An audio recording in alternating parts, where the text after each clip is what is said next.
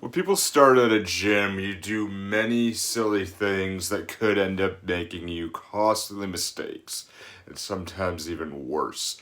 If you want to be able to get your true, authentic money's worth out of going to a gym, you need to adhere to these steps. My name's Nick Tabor. I'm a personal trainer. I talk about this stuff because I've lived through it. Now, I see a lot of people make mistakes at a gym, and honestly, I was one that did it myself. Something I'm not really too proud of, but I remember like when I first went to a gym, like I was getting really super seriously embarrassed.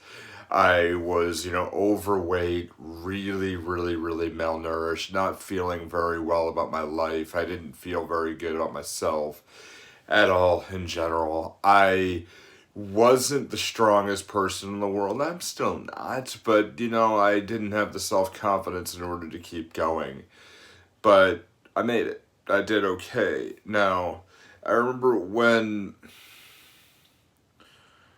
the things that people do when they first get to a gym is like you go ahead and you train your ego first, and you see these giant dudes, or these people who are ripple muscles doing certain things, and you're like, well, okay, I should do that. I should do those things. And you start throwing way too much weight around, hurt yourself. Happened to me. And then you never go back, and you make a very costly mistake, and you go see a chiropractor, doctors, or you never end up getting your own strength. You never end up getting anything that you should do. But when you go, the worst thing in the world is trying to emulate anybody else. Now, when I first started, I was obviously with the CP. I couldn't lift a lot here, but I remember there was a dude who was on one of those benches doing bench presses, and I'm like, oh yeah, that's a thing. I'll work chest today. Okay. And I lifted it up. I pushed the the bar up, just the bar alone, and then I realized that this was one of those that was a little weighted or something, and I'm like, okay, I push it up, I pull it down, and then somebody added weights to it because that's what everybody was doing around the area. I'm like, okay, keep adding weights. And then I see somebody I knew in high school was like, yeah, Tabor, good. My ego got the best of me. Started adding more weights. Before I knew it, I was well over 200 pounds still benching. The weight came down right across my chest, knocks the wind out of me, and re-aggravated a broken rib that I had. Yeah, it was not good.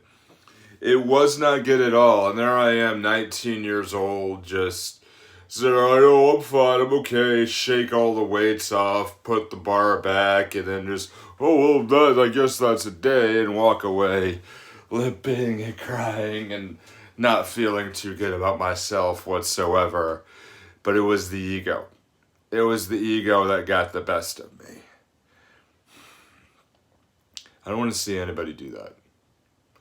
You do not train your body. You do not train your ego. You train your body.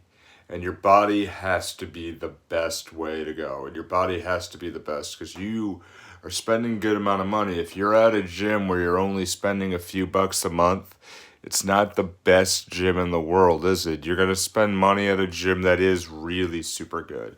You're going to spend money at a gym that really takes care of themselves, meaning you're probably going to spend more than $20 a month in some areas, possibly a lot more if it's really good, right? So, in order to avoid gym mistakes, I got a 3-step process what you can do here. Number 1, you're going to take things slow and steady. If you start with 5-pound dumbbell curls and you're doing a 5-pound each hand, okay, you're good. You're good, and you do that, you do the right sets, and you are good to go. You start with 5 pounds. You're not going to lift 100 pounds right away. It's okay if you do that, because we all got to start somewhere, but it's got to go slow. As soon as you get to that 5 pounds, and that 5 pounds feels really light, you start with a 10. It's not a race. It is not a race at all to be able to say, oh, I'm going to do this, I'm going to do great things now, I'm going to do this, I'm going to do that, right? Well, yeah, you're eventually going to do wonderful things. You're going to be able to go ahead, do like what I worked my way up to is I would do every Sunday morning, I would do 2 hours of weights and I would do 1 hour of cardio. And I'd spend the entirety of a morning working out at a gym, and I loved it. I loved it. But it took several years to get to that point of going to a gym. I was in my just about 30, I think, when I finally got it, and I'm like, okay, good, that's where we are. But it takes time. You're not going to lose that belly fat right away. You're still going to be overweight when you first start. But what we want to do is remember, this is the time where you're going to be better, leaner, faster, stronger. But you're going to walk away and you might lose a few ounces. That's a little thinner than you were before. You're not going to drop it all immediately. Second thing you want to do is you want to work from the inside out, especially when you're working with weights. It also works the same way when you do cardio. If you start working out weights, anything with the upper body, what I would do is I would start with the chest first, then work your shoulders, then work your arms. The reason why you want to work your inside out is because the muscles that control certain muscles are backed up as they get closer to the body. So what we mean by that, like when we start drawing and we start learning to write, we hold the pen like this because we're working the bicep and the tricep. We're working this area here. We're working our upper arm. Then we start to be able to work a little finer. We start holding the pen with our fingers. Then we're working our forearm. And then we start holding it the way we usually do. When we do our writing, our names, or anything, we're working our hand out. Because these muscles got it started, then these muscles were able to work. And once these were able to work, this was able to work. Same as what we do every day. You work your chest, then your shoulders will be good, and then other things will work. If you work it backwards, you're going to get hurt. You're not going to work very well. Step 3, breathe. Easy.